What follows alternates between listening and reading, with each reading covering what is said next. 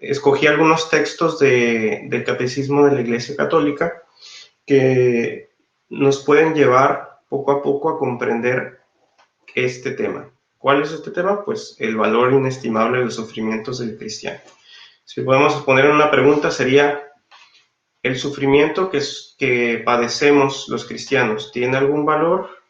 ¿El sufrimiento que padece una persona ofreciéndolo a Dios sirve de algo? ¿Este sufrimiento ofrecido a Dios no reemplaza el sufrimiento de Cristo? Es decir, ¿no fue suficiente el sufrimiento que ofreció Cristo? Entonces, preguntas como esas trataremos de responder en este tema. Muy bien, para que esto sea un poco más ameno, yo creo que nos vamos a ir turnando para leer. Entonces, si alguien me ayuda leyendo esta diapositiva, por favor.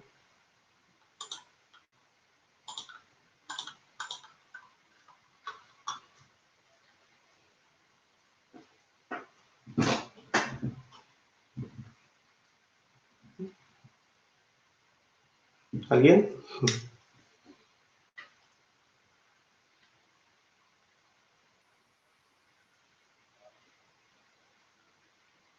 ¿Dijo? Va, Seleno.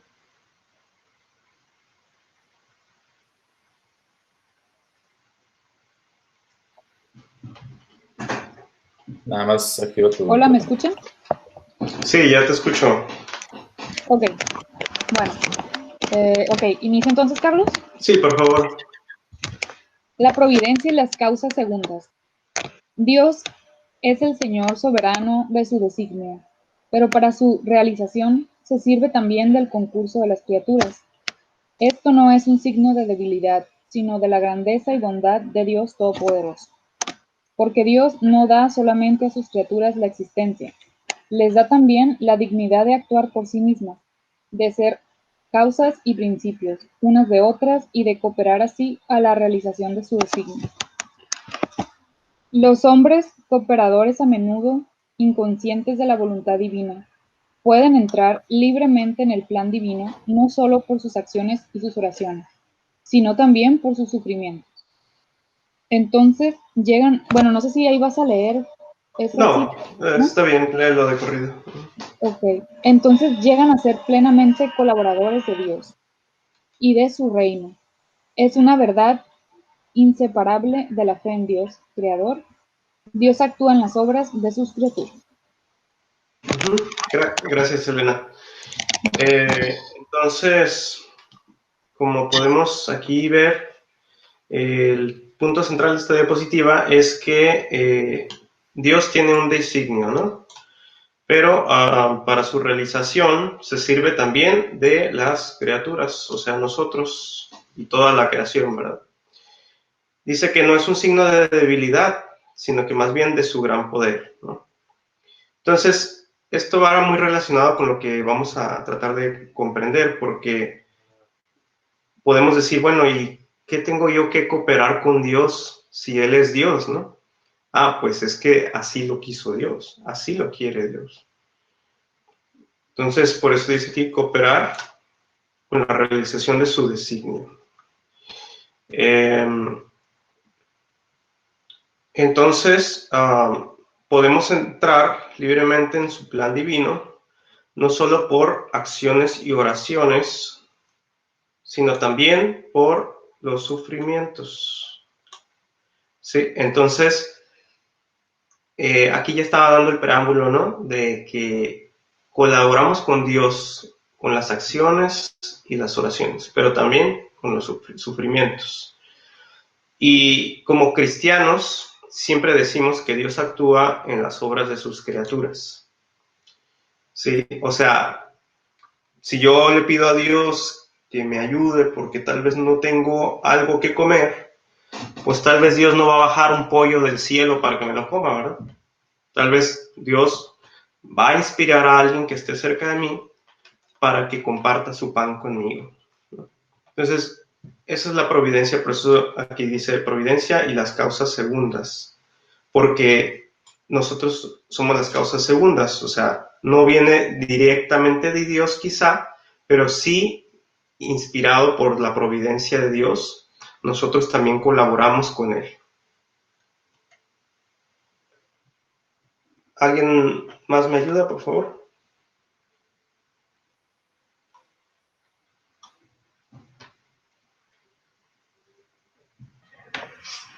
La iglesia, cuerpo místico.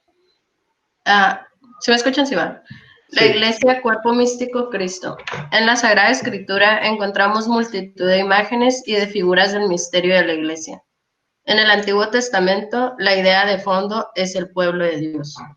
En el Nuevo Testamento, todas estas imágenes adquieren un nuevo centro por el hecho de que Cristo viene a ser la cabeza de este pueblo, el cual es desde entonces su cuerpo. Los 7 sacramentos son los signos y los instrumentos mediante los cuales el Espíritu Santo distribuye la gracia de Cristo, que es la cabeza, en la iglesia que es su cuerpo.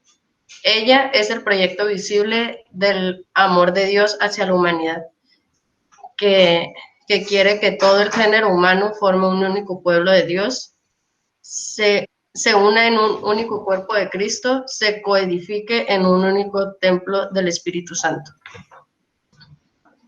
Gracias, Anaís. Entonces, estamos aquí hablando que la iglesia como tal es el cuerpo místico de Cristo, ¿no? No sé si habían escuchado esta expresión. Para tratar de entender esto, pues en el Antiguo Testamento, la idea de fondo respecto a las figuras e imágenes de la iglesia es el pueblo de Dios. Ya en el Nuevo Testamento, la iglesia se representa con muchas otras figuras que no vamos a mencionar ahorita, como el rebaño, como la construcción, como un templo, etc. Pero aquí la que nos interesa, la figura que nos interesa es la del cuerpo, ¿no? Donde Cristo es la cabeza y nosotros somos su cuerpo como iglesia, todos los cristianos, todos los bautizados. Y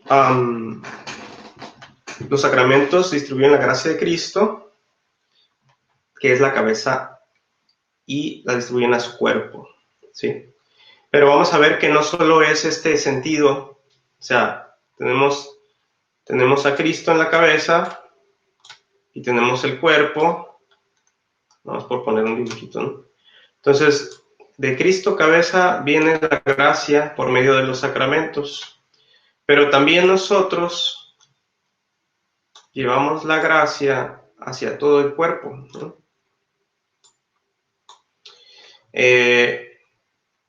Entonces, la iglesia es el proyecto visible del amor de Dios hacia la humanidad, ¿no? Pablo VI lo decía. Es un proyecto de Dios, es el proyecto visible. Entonces, en este proyecto de Dios, el pueblo de Dios se coedifica, nos edificamos los unos a los otros. Ese es el proyecto de Dios.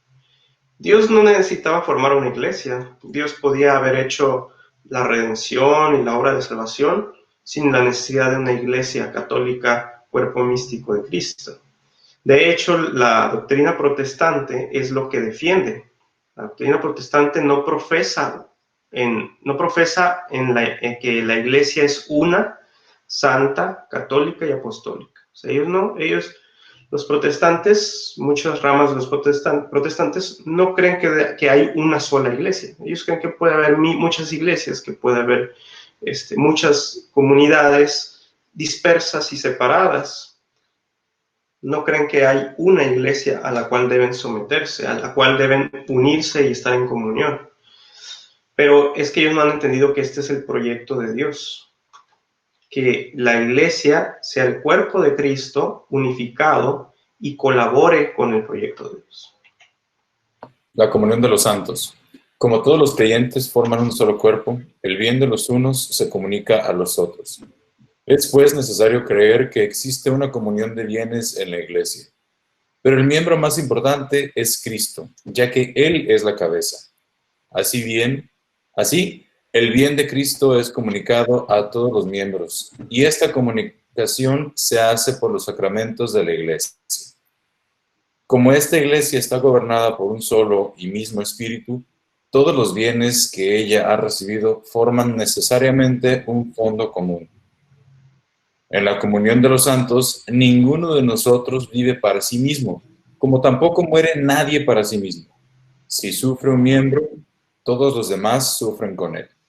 Si un miembro es honrado, todos los demás toman parte en su gozo. Ahora bien, vosotros sois el cuerpo de Cristo y sus miembros cada uno por su parte. La caridad no busca su interés. El menor de nuestros actos hecho con caridad repercute en beneficio de todos, en esta solidaridad entre todos los hombres, vivos o muertos, que se funda en la comunión de los santos. Todo pecado daña a esta comunión. Aquí algo que se me hace importante es resaltar esto, ¿no? Hay un fondo común de todos los bienes que se comunican unos a otros los creyentes, no solo los bienes físicos, sino los bienes espirituales. Si sufre un miembro, todos los demás sufren con él. Si un miembro es honrado, todos los demás toman parte en su gozo. Ahora bien, vosotros sois el cuerpo de Cristo y sus miembros cada uno por su parte. Todos somos miembros de Cristo y compartimos alegrías y sufrimientos. Así que esto nos lleva a la conclusión de que el menor de nuestros actos, hecho con caridad, repercute en beneficio de todos en esta solidaridad entre los hombres, vivos o muertos, ¿sí? Entonces, pero también todo pecado daña esta comunión. O sea, uno podría decir, no, pues, si yo peco, ¿cuál es el problema de los demás? Pues si es cierto eso de que me voy al infierno, pues ¿en qué afecta a los demás? Pues sí afecta, daña esta comunión. Estamos unidos unos a otros. Entonces, así como uno no puede decir, ay, pues, ¿qué importa si se me gangrena un dedo del pie? Pues al cabo tengo los demás y puedo seguir caminando. Pues no, ¿verdad? O sea, si te gangrena un dedo o se te hiera alguna parte del cuerpo, pues te va a doler, aunque sea una parte que no es tan indispensable. Y uno va a querer buscar, pues, recuperar esa parte del cuerpo, ¿verdad? Entonces, de esta misma forma, cualquier acto que hagamos, el menor de nuestros actos, o sea, incluso el simplemente hecho de respirar, el simple hecho de que nuestro corazón esté palpitando, que nos levantemos por la mañana, que desayunemos, que hagamos nuestro aseo personal, etcétera, hasta el trabajo y todas las responsabilidades, si son hechas con caridad, o sea, con amor, repercuten en beneficio de todos. O sea, los pequeños actos del día a día hechos con amor y estando en gracia de Dios. Estar en gracia de Dios, recordemos que significa estar en amistad con Dios.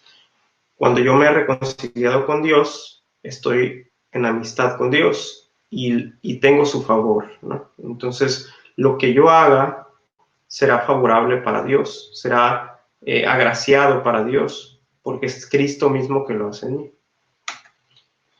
Entonces, la muerte de Cristo es el sacrificio único y definitivo. Yendo al punto en el que les hablaba de que, pues, ¿cómo está esto de que podemos ofrecer sacrificios si Jesús es el que ofreció el único sacrificio? Y lo dice la palabra de Dios.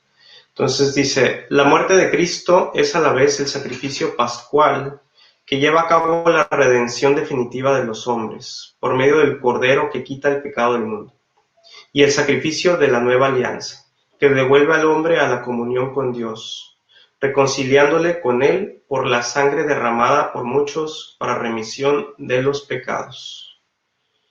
Sí, el misterio de la redención que ya todos conocemos, pero es una redención definitiva.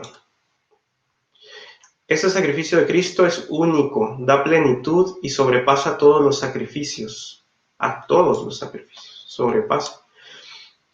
Ante todo es un don del mismo Dios Padre, es el Padre quien entrega al Hijo para reconciliarnos consigo.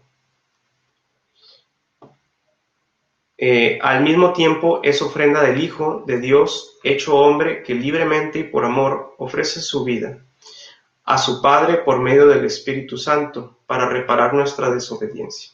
Es una ofrenda de la redención y la muerte de Cristo. Es una ofrenda de Dios Padre, pero también de Dios Hijo. Sabemos que la redención no fue realizada solamente por la mera muerte de Jesús. La redención fue realizada por toda su vida, desde su encarnación hasta su muerte. ¿Sí?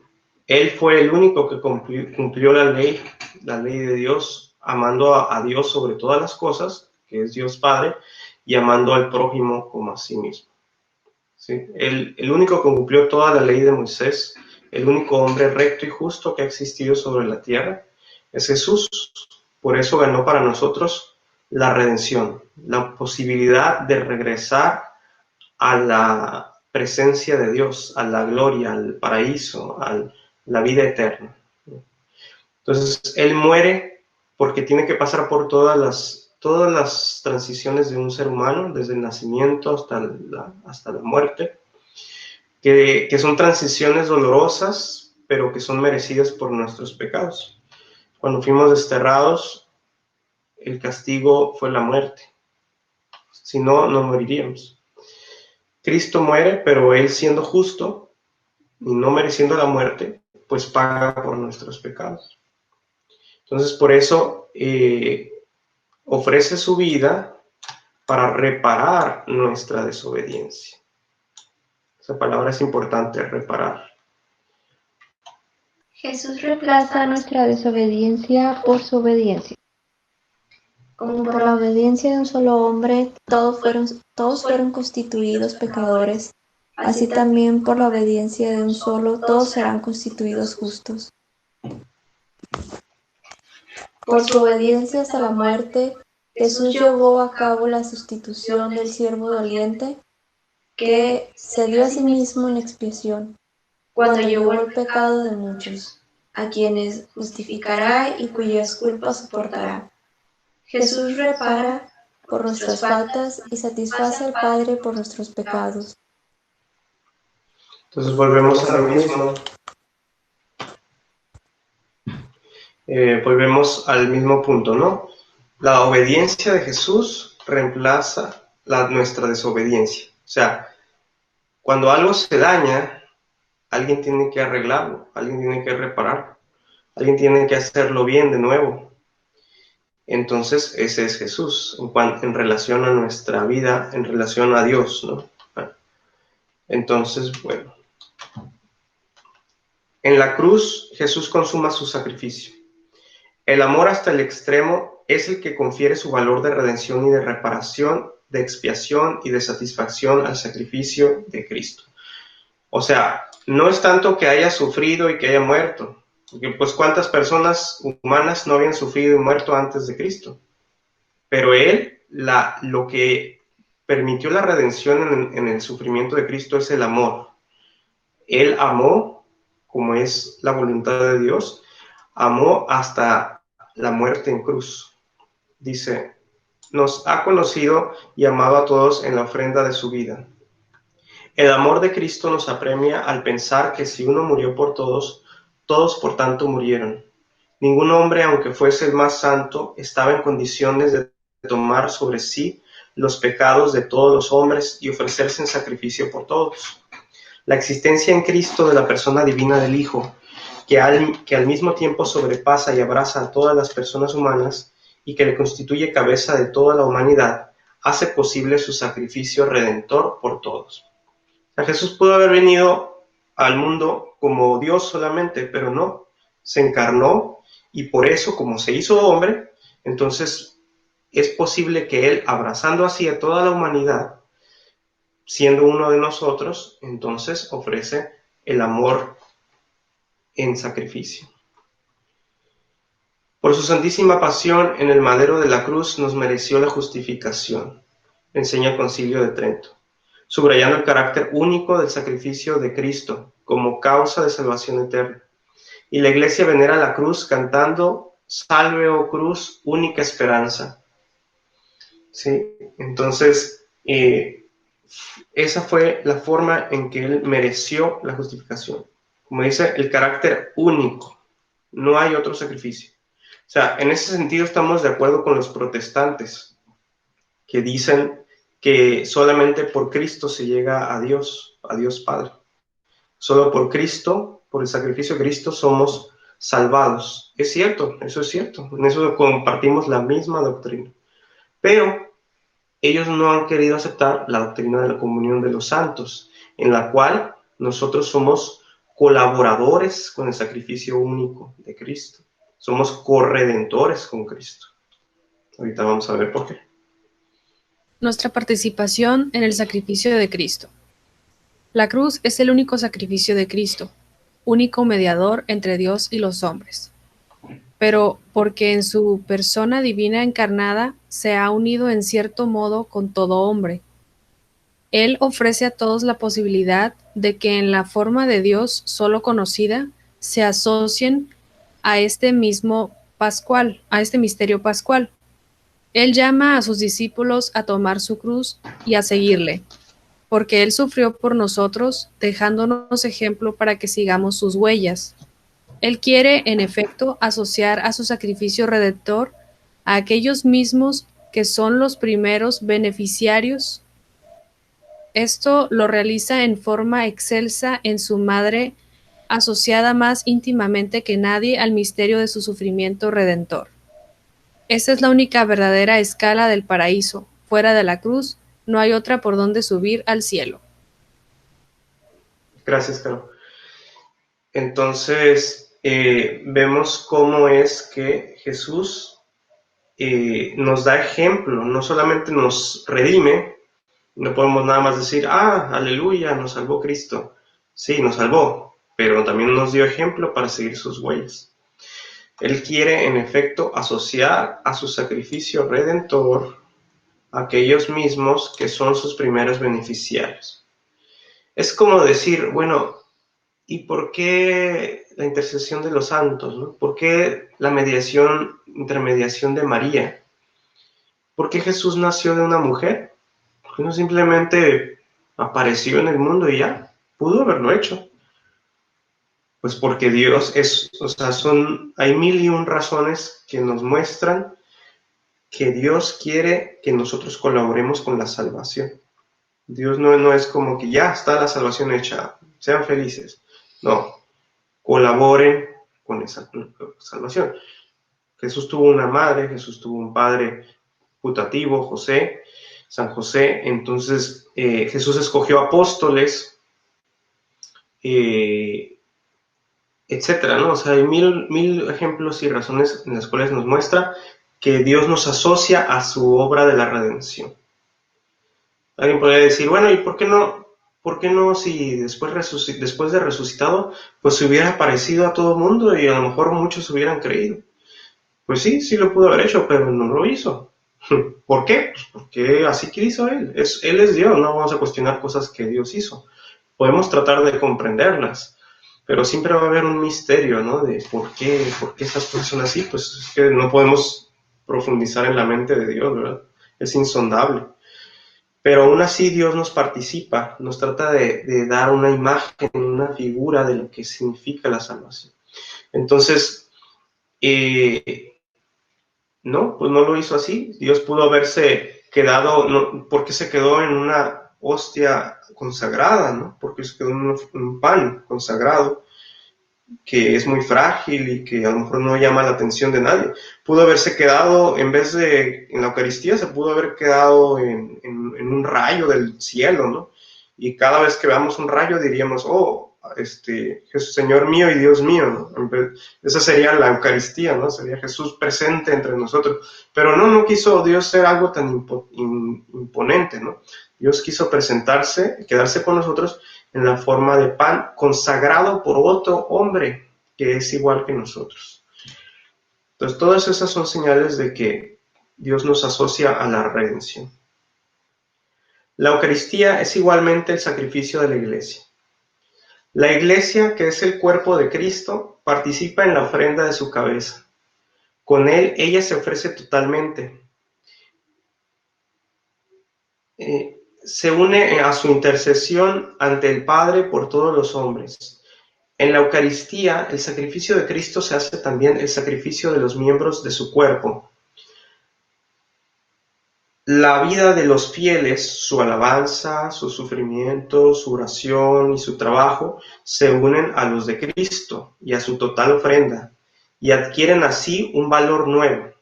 El sacrificio de Cristo presente sobre el altar da a todas las generaciones de cristianos la posibilidad de unirse a su ofrenda. O sea, la Eucaristía es esa posibilidad de unirnos a su ofrenda. ¿Sí?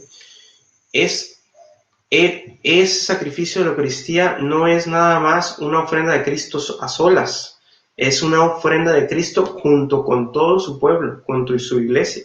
Cada vez que vamos a la Eucaristía, a la Santa Misa, se está ofreciendo Cristo, pero no nada más Cristo, se está ofreciendo todo lo que en la semana, bueno, es la misa dominical, ¿no? Todo lo que en la semana vivimos, todo lo que alabamos a Dios, todo lo que sufrimos, todo lo que oramos y todo lo que trabajamos, todo lo que hicimos cuando vamos el domingo a la Santa Eucaristía, se ofrece a Dios Padre por medio de Jesucristo. Dios así lo quiso, que por la Eucaristía nos uniéramos a su ofrenda. La penitencia busca reparar los pecados. La penitencia, también llamada expiación o satisfacción por nuestros pecados, busca recobrar la plena salud espiritual, reparando las heridas y la debilidad del pecador, así como sus relaciones con Dios y con el prójimo. Pues consistir en la oración, en ofrendas, en obras de misericordia, servicios al prójimo, privaciones voluntarias, sacrificios y sobre todo la aceptación paciente de la cruz que debemos llevar. Tales penitencias ayudan a configurarnos con Cristo, que el único expió nuestros pecados una vez por todas. Nos permiten llegar a ser coherederos de Cristo resucitado, ya que sufrimos con Él. Pero nuestra satisfacción, la que realizamos por nuestros pecados, solo es posible por medio de Jesucristo. Nosotros que por nosotros mismos no podemos nada, con la ayuda del que nos fortalece, lo podemos todo. Así el hombre no tiene nada de que pueda gloriarse, sino que toda nuestra gloria está en Cristo, en quien nosotros satisfacemos dando frutos dignos de penitencia, que reciben su fuerza de Él, por Él, son ofrecidos al Padre y gracias a Él son aceptados por el Padre. Gracias. Es decir, es por medio de Cristo que Dios Padre acepta nuestra ofrenda. ¿Qué puedes darle tú que sea agradable a Dios? Miserable pecador. O sea, ¿qué podemos hacer nosotros que sea agradable? Nada, nada. Lo único que podemos hacer es ofrecerlo a Cristo para que Cristo lo ofrezca a Dios. ¿Sí? Acuérdense que por el bautismo, ¿alguien se acuerda qué significa la palabra bautismo? Sumergir. Así es, nos sumergimos. ¿En dónde nos sumergimos? En el agua. Ajá, y bueno, y espiritualmente, ¿en dónde nos estamos sumergiendo? ¿La gracia? Así es, en la gracia. Pero ¿la gracia de quién? De Jesucristo, ¿no? El bautismo nos sumerge, como decíamos antes, por eso lo ponía en el texto. Los sacramentos es la pasión de Cristo hecha presente. Nos sumergimos en el agua, pero espiritualmente nos estamos sumergiendo en la sangre de Cristo. Esa agua que cae sobre nuestra cabeza es la misma agua que salió del costado de Cristo y nos está purificando y haciendo sus hijos. Entonces, al sumergirnos en la sangre de Cristo, al sumergirnos en Cristo, nos sumergimos en su muerte. Nos sumergimos en todo su ser, y por lo tanto todo lo que hacemos ya tiene que ser, como dice San Pablo, ¿no? O sea, uno podría ofrecer todos los martirios del mundo por sí mismo y no valdría nada, ¿no? Uno podría pasar por el fuego, uno podría hacer, por ejemplo, ahorita con lo de toda la cuestión de la coronavirus, ¿no? Se habla mucho de pues, los ricos y las grandes organizaciones haciendo obras de caridad y apoyando y todo.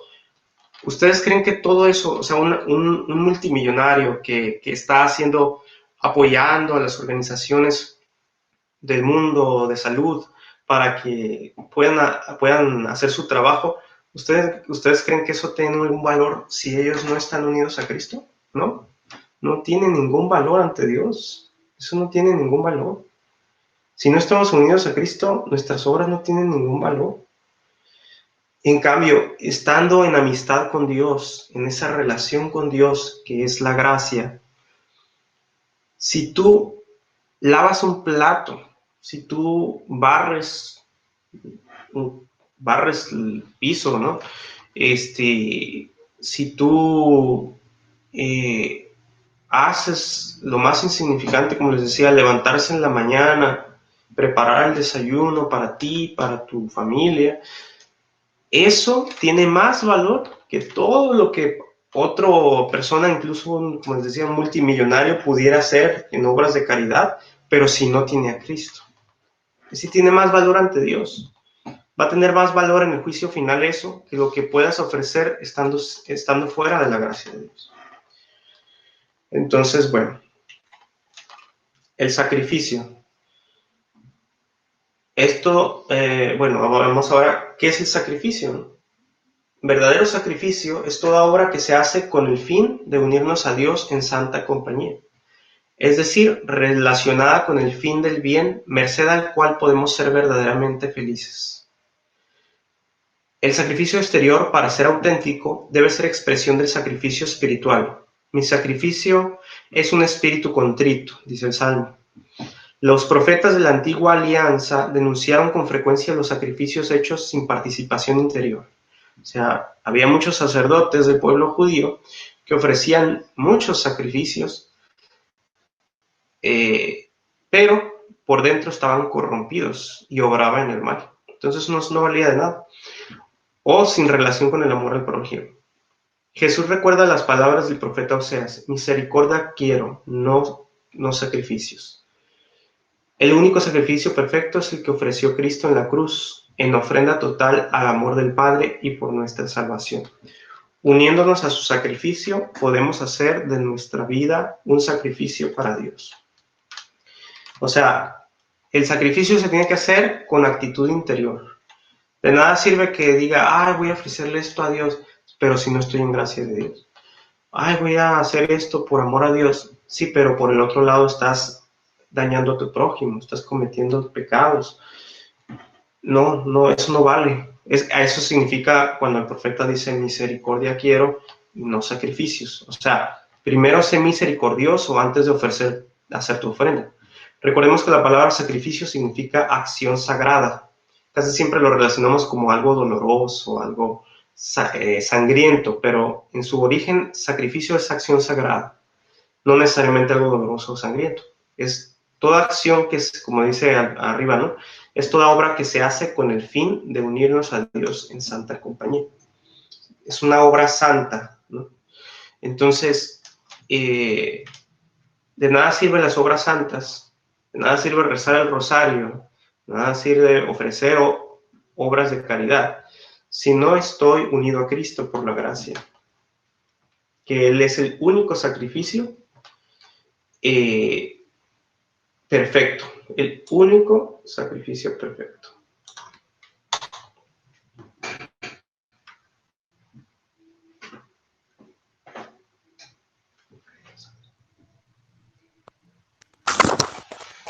María totalmente unida a su Hijo.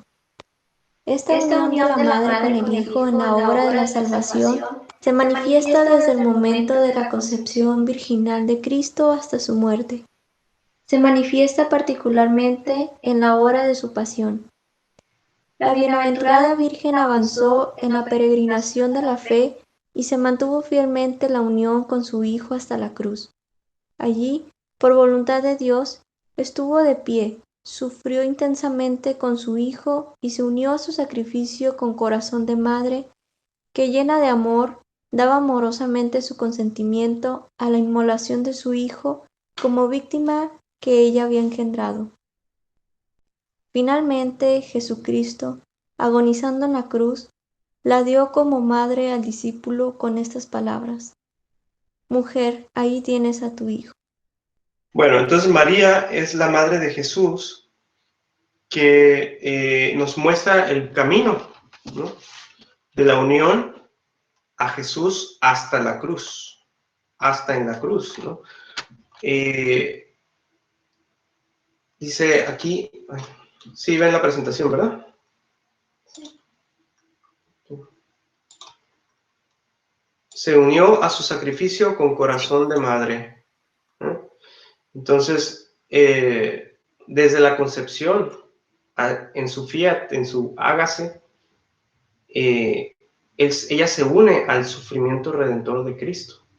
Les repito, es un sufrimiento es el amor hasta el punto del sufrimiento. El sufrimiento es parte de la vida humana por el pecado original, ¿sí? Entonces, la Santísima Virgen es la primera en mostrarnos ese camino de corredención, de unirnos a Jesús para corredimir. Entonces, recordemos que el sacrificio de Cristo se realizó hace 2000 años, pero se hace presente en cada época, en cada tiempo, de muchas formas, principalmente por los sacramentos, ya lo vimos. Pero en segundo lugar, no en segundo lugar, de otra forma dicho, también se hace presente en el sufrimiento de los santos, en el sufrimiento de los bautizados, del cuerpo místico de Cristo. ¿Por qué? Porque así como Cristo, siendo justo, ganó méritos ante Dios, y se ganan más méritos sufriendo, ¿no? Así también nosotros ganamos méritos ante Dios cuando sufrimos con amor en el corazón. ¿Qué muestra más amor? Un joven que, enamorado de su novia, le lleva un ramo de flores, las más hermosas flores que encontró, o una madre que cuida a su hijo enfermo por largas jornadas, ¿no? Y estando ahí al lado de la cama de su hijo enfermo, sin separarse para atenderlo en cualquier cosa, ¿no? O sea, ¿quién muestra más amor? Pues ambos muestran amor, pero la madre que acompaña a su hijo que sufre, muestra más amor, porque está sufriendo con su hijo. Sí, está sufriendo, le repito, no por el sufrimiento en sí. Y por esto no se trata de que vamos a buscar el sufrimiento, por así como decirlo, como de a lo mejor dirían los ateos, ¿no? Como buscar el sufrimiento de forma masoquista, ¿no? Como si los cristianos fuéramos masoquistas, ¿no? Nos gusta el sufrimiento. No se trata de eso. Se trata de que como cristianos, el sufrimiento va a llegarnos a todos, querramos o no. Pero el cómo asumas ese sufrimiento es lo que va a dar el valor de redención. Entonces, si tú lo asumes con la gracia de Dios y con el amor, estás trayendo la pasión de Cristo al presente. Dios ha llamado a algunas personas para una vocación muy particular y especial. Es una vocación muy particular. No a todos se las da. No se trata de que todos digamos, ay, bueno, pues ya todos vamos a ser almas víctimas. No necesariamente. Todos somos de alguna manera almas víctimas, pero hay personas a las que Dios llama de forma muy, muy personal y total. Perdón. Las almas víctimas son llamados por vocación a la completa donación a Dios para vivir plenamente en ofrecimiento de reparación, de expiación, con inmolación total a Dios por el bien, protección, conversión de la humanidad y de la Iglesia. Esa es la definición de almas víctimas. Estas almas no solo se resignan a los sufrimientos, sino que activamente los abrazan, los acogen y sin resistencia alguna permiten la acción de Dios purificadora y santificadora, y le dejan que actúe hasta lo más profundo para eliminar toda imperfección del alma que impide la perfecta conformidad con la voluntad divina. Abandonan todo por completo a Dios, su inteligencia, su voluntad, su sentir y su obrar. Se convierten en ofrenda, en sacrificio vivo. Nos dice San Pablo en la carta a los Romanos: ofrézcanse, hermanos, como hostias vivas, santas y agradables a Dios. Les decía, no todos están llamados a ser almas víctimas en el sentido estricto, pero sí todos estamos llamados a que en el día a día, en esas pruebas cotidianas, nos ofrezcamos, como dice San Pablo, como hostias vivas, santas y agradables a Dios. Ahorita vamos a entender un poquito más quiénes son llamados a ser almas víctimas con el ejemplo de estos dos santos, de estos tres santos. ¿Alguien conoce a Francisco y Jacinta? ¿Alguien sabe de dónde son? Los de Fátima, ¿no? Así es, los pastorcitos de Fátima que tuvieron esta aparición de la Virgen María. No sé si ustedes sabían, pero ellos murieron muy jóvenes, muy niños, siendo niños todavía, precisamente por una epidemia. Ahorita que estamos en tiempo de pandemia, ¿no? Queda muy ad hoc hablar sobre estos santos porque precisamente ellos murieron víctimas de una pandemia. Y a pesar de que eran santos, o sea, ellos eran niños santos, no podemos decir, pues merecían esa gripe que los mató. No, pues la verdad es que eran niños muy santos. Dice, Jacinta era muy diferente a Francisco. Bueno, esto ya en el contexto, ¿no? De que sabemos que se les apareció la Virgen de Fátima. Ya sabemos que el mensaje principal de Fátima, que fue el llamado a la conversión, el llamado a orar y ofrecer sacrificios por los pecadores, para la salvación del alma de los pecadores. Les mostró una visión del infierno en una de sus apariciones y quedaron tan impactados que ofrecían sacrificios por los pecadores hasta que murieron, ¿no? En realidad fueron tres pastorcitos, Jacinta, Francisco y Lucía, ¿no? Nada más que Lucía sí vivió muchos años, de hecho hasta, no recuerdo si alguien sabe en qué año murió, pero fue reciente, ¿no? En los 90s o en el 2000, por ahí, creo que falleció, casi vivió 100 años, creo. Entonces, ella entró a la vida religiosa, pero estos dos, murieron poco después de las apariciones, un par de años después. Entonces, bueno, dice, Jacinta era muy diferente a Francisco, tanto en su carácter como en su temperamento. Para que veamos que para todos los caracteres hay santidad, ¿no? Francisco, que tenía un alma contemplativa, se sentía conmovido antes que nada por la tristeza de Dios y de Nuestra Señora, y quería consolarlos mediante la oración y el sacrificio. Jacinta tenía un corazón tierno y afectuoso que quedó lleno de terror después de haber visto a tantas almas caer en el fuego del infierno. La visión del infierno la llenó de tal horror que todas sus mortificaciones y penitencias le parecían nada si con ellas podía evitar que las almas fueran a ese lugar. Decía Jacinta, Francisco, ¿rezas conmigo? Debemos rezar mucho para salvar a las almas del infierno. Son tantas las almas que van ahí, tantas. Como su hermano Francisco, Jacinta no vivió mucho. Enfermó al mismo tiempo que él de gripe española, de la famosa gripe española, que fue una epidemia, en 1918, pero murió un año después que él, tras un largo mes de agonía. De hecho, Jacinta cuando murió, una niña creo que tenía 9 años, porque en las apariciones ella tenía 7 años, entonces 2 años después, en 1918, tenía más o menos 9 años, murió esta niña y ofreció su muerte y sus dolores por las almas que estaban en peligro de condenarse. O sea, una niña de 9 años. Qué increíble noción del sacrificio y del amor tenía esta niña. Y también Francisco, ¿no? Nada más que como aquí dice, o sea, Francisco estaba más orientado a consolar a Dios que a final de cuentas viene siendo lo mismo, son las dos caras de la misma moneda, consolar a Dios y ofrecer sacrificios por las almas, ¿no? Las dos llevan a lo mismo.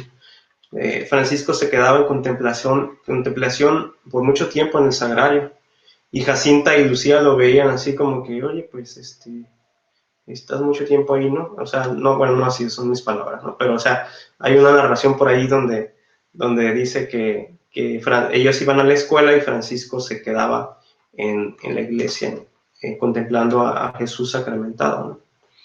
Entonces, y Jacinta, por el contrario, no por el contrario, sino también por ahí leí que iba muy frecuentemente a misa, incluso entre semana. Incluso Lucía le preguntaba, oye, ¿por qué vas a misa entre semanas si no hay obligación de ir a misa? Y Jacinta decía, es que lo quiero ofrecer todo por la salvación de las almas. ¿Sí? O sea, ellos mismos iban descubriendo el camino que Dios les estaba mostrando y iban poco a poco santificándose, ¿no? O sea, creciendo en santidad. Entonces, son grandes santos que a pesar de ser niños, comprendieron y llevaron a cabo la acción, lo que pedía Dios, ¿no? Y se me hace muy curioso que la Santísima Virgen escogió a 2 niños y no escogió, o sea, siempre sabemos que en las apariciones Dios escoge a personas muy curiosas, ¿no? Siempre se regocija en lo débil para confundir a lo fuerte. O sea, no se le apareció al Papa, no se le apareció a los cardenales, a los teólogos, se le apareció a los niños.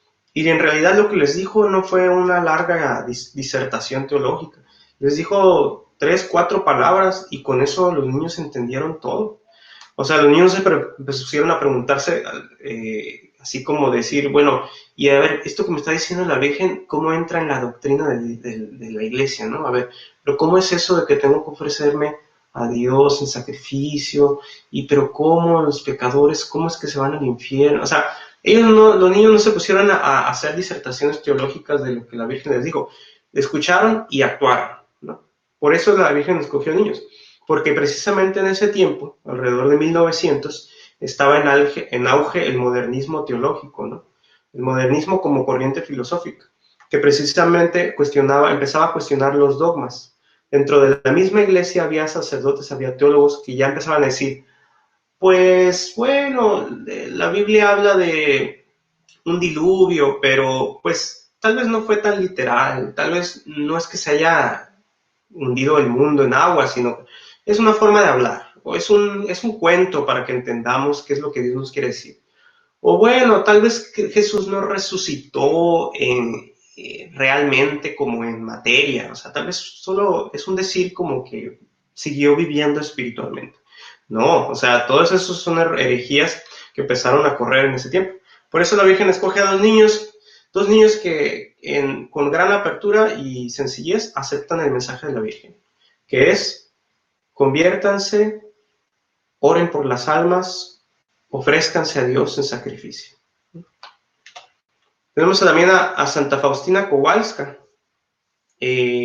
precisamente ya el próximo domingo es el domingo que San Juan Pablo II dedicó a la Divina Misericordia. Y precisamente esta santa se ofrecía, también fue un alma víctima. Dice, a Santa Faustina durante su 3er año de noviciado le fue revelado lo que era ser alma víctima. Lo que era ser alma víctima. Hija mía, quiero enseñarte a salvar almas con el sacrificio y la oración. Quiero ver en ti una ofrenda de amor vivo, ya que solo entonces tendrás gran poder frente a mí. Tienes que ser aniquilada, destruida, vivir como si estuvieras muerta en tu esencia más secreta. Entonces serás para mí una ofrenda agradable en el holocausto. Tu fuerza será potente cuando intercedas por alguien. Por eso les digo, esta vocación no es para todos. Tal vez no todos pueden decir, ay, yo voy a hacer eso. Pues tal vez no todos, ¿verdad? Es una vocación para ciertas personas, pero todos estamos llamados a ofrecer sacrificios y oración. Dice, durante la Santa Misa vi al Señor Jesús clavado en la cruz, entre grandes sufrimientos. Un silencioso gemido salía de su corazón. Un momento después dijo, deseo la salvación de las almas. Ayúdame, hija mía, a salvar almas. une tus sufrimientos a mi pasión y ofrécelos al Padre celestial por los pecadores. Y también puse este otro ejemplo, ¿no? Por Polonia detiene los castigos para su país. Dice Santa Faustina en su diario: un día Jesús me dijo que iba a castigar la ciudad más bonita de nuestra patria, de Polonia. El castigo iba a ser igual al de Sodoma y Gomorra. Vi la gran ira de Dios y un escalofrío traspasó mi corazón. Rogué en silencio. Un momento después Jesús me dijo: niña mía, durante el sacrificio únete estrechamente conmigo y ofrece al Padre Celestial mi sangre y mis llagas como propiciación de los pecados de esta ciudad. Repítelo ininterrumpidamente durante toda la Santa Misa durante 7 días. Al séptimo día vi a Jesús viendo con benevolencia hacia esa ciudad y mi país, y me dijo: por ti bendigo al país entero. Entonces esos son pequeños testimonios que nos muestran cómo es que el sufrimiento y los sacrificios que podemos ofrecer a Dios, como les decía, por amor a Dios y por amor al prójimo, pueden detener guerras, literalmente pueden detener guerras, pueden detener castigos que la humanidad está mereciendo por su iniquidad, por el aborto, por la eutanasia, por los desórdenes sexuales, por la trata de personas, por la corrupción, por la, ¿cómo se dice? La opresión de los pobres, ¿no? Ya ven estos lo que le llaman los pecados que claman al cielo. Entonces, por la misma iniquidad de los que nos decimos ser católicos, ¿no? Que ofendemos fácilmente a Dios, que nos olvidamos fácilmente de Él, por las mismas ofensas que el mismo clero realiza, ¿no? La misma vida consagrada, y los abusos sexuales, los abusos de poder, los abusos de conciencia, ¿no? Todo lo que las personas dentro del clero abusan de esa autoridad y de esa gracia que Dios les dio y se convierten en siervos de Satanás. Tenemos que repensar mucho en qué estamos haciendo con la gracia que Dios nos da, ¿no? O sea, la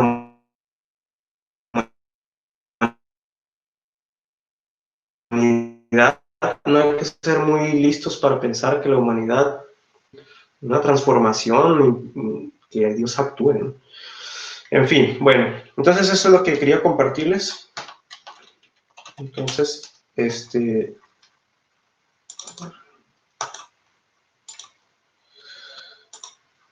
por último les comparto de esta aparición que conocí hace poco, que es de Nuestra Señora de Enoch. ¿Sí la ven? ¿Sí la pueden ver en sus pantallas? Sí. Ok. No sé si habían escuchado de ella, los explico muy brevemente. Ella es la Santísima Virgen, se aparece por allá por finales o mediados de 1800 en Irlanda. La Santísima Virgen se aparece. Es esta aparición que se ve aquí. ¿Sí la ven? Está la Santísima Virgen, San José del lado izquierdo, como en reverencia, en dirección hacia la Virgen. Está al lado derecho está San Juan, dicen que es San Juan Evangelista, y luego está un altar, el Cordero y una cruz y unos ángeles volando alrededor del altar. Así tal cual como se ven estas figuras, estas imágenes, así se apareció, se mostró, se dio esta aparición. De hecho aquí hay otra imagen, atrás de una iglesia, atrás de un templo en Irlanda, y fue en la noche. Por eso la luz que resplandecía llamó la atención de las personas del pueblo que fueron a acercarse a ver qué era, y resultó que era esta imagen, ¿no? Esta aparición. Estaba la Virgen, San José, San Juan, el Cordero en el altar. Entonces la gente pues estaba asombrada. Esta aparición permaneció ahí por casi 2 horas y empezaron a correr la voz, ¿no? De que en el pueblo mucha gente se conglomeró y mucha gente fue testiga de esta aparición. Es una aparición, no sé si es la única, quizá, no creo que sea la única, pero es una aparición muy común en la que, digo, muy peculiar, en la que hubo muchos testigos. No fue nada más 1, 2, 3 personas. Fue todo un pueblo que pudo ver la aparición. Pero lo curioso es que la Virgen no dijo nada, no dijo absolutamente ni una palabra, ni tampoco San José ni San Juan, ni nada se escuchó, nada más veían esa aparición ahí. Esta aparición se dio en el contexto de una hambruna muy fuerte en Irlanda, una hambruna causada por ciertas plagas y también por que en Irlanda los terratenientes, la gente que sufrió esta hambruna fue principalmente los que cosechaban las tierras, pero ellos no eran dueños de las tierras, los dueños eran ingleses terratenientes que eran abusivos, ¿no? Y que cuando llegó esta hambruna, no les perdonaron la renta que tenían que pagar a los granjeros, ¿no? Les cobraron la renta y si no podían pagar la renta, los corrían de las tierras y pues mucha gente murió de hambre. Ya había habido una hambruna antes, unas décadas atrás, y se volvió a repetir, hubo una nueva hambruna. La Virgen se apareció, pero no dijo nada. O sea, no dijo, no teman, yo voy a detener la hambruna. No dijo nada. ¿Qué significa esta aparición? Que la Santísima Virgen está en medio de nosotros en esos momentos de sufrimiento. Que tal vez no se van a ir del todo o no se van a ir totalmente esos sufrimientos que estamos padeciendo, pero que ella va a estar ahí, al pie de la cruz, junto con nosotros. Y no solo ella, sino San José y San Juan. Pero recordemos que el único apóstol que estuvo al pie de la cruz fue San Juan. Por eso aparece en esta aparición, ¿no? O sea, están al pie de la cruz, uniéndose al sacrificio de Cristo y uniéndose a todos nosotros que padecemos, ¿no? Entonces, ese es el llamado y ese es el valor inestimable del sufrimiento del cristiano. Preguntas, comentarios, chistes, quejas. Aquí están Jacinto y Jacinta y Francisco. Jacinto y Francisca. Jacinta y Francisca. Francisco y Jacinta Marto, que eran hermanos. No sé si Lucía también era hermana de ellos, ¿alguien sabe? Creo que no, ¿eh? Era prima, ¿no? ¿Prima? Creo que sí. Ok. Ajá, entonces, pues ahí los pueden ver. Y Santa Faustina Kowalska, ¿no? Ya muy conocida por todos. Entonces, bueno, este es el tema. Creo que me extendí demasiado, disculpen. Pero bueno, es que es un tema creo que es muy amplio y pues no tuve tiempo para a lo mejor sintetizarlo más. Les decía al principio, me metí en camisa de 11 varas. La verdad es que es un tema que tiene mucho de dónde seguir estudiando y rebuscando. Y les digo que todo fue hasta la diapositiva de los santos. Todo lo demás fueron textos sacados textualmente del catecismo de la Iglesia. O sea, para que veamos la riqueza del catecismo de la Iglesia Católica, ¿no? O sea, es muy profunda su riqueza y muy clara la enseñanza de la doctrina en el catecismo de la Iglesia.